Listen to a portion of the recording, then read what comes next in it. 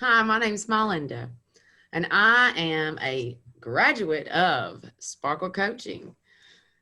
I started my Sparkle Coach journey in pain and grief, trapped by resentment and anger and the bitterness. I was in an identity crisis because my husband had an affair. Many things led up to that, being childhood. I didn't have the tools I needed. So my mind was contaminated. I couldn't even trust myself, much less anybody else.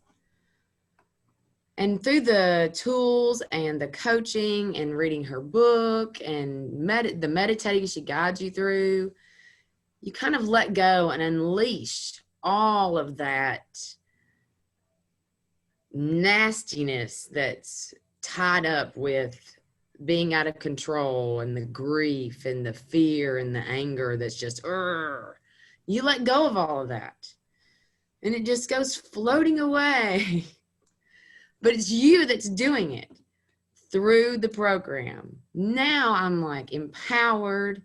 I've let go of the resentment, which allows me to trust myself and my husband. It allows me to have confidence and faith and trust my gut feeling and honor my needs and not ignore my needs. The program allows you to heal because you're no longer poking at that wound. It won't heal if you don't quit poking at it. Yeah. By envisioning and living in the future that you know you want and know you need, you know it's accomplishable. You can do it. I do lack the vocabulary to express the gratitude I feel. It's so overwhelming, the joy that comes from accepting yourself, believing in yourself, letting go of all that ugly nastiness and the grief and the pain. It's an amazing feeling. And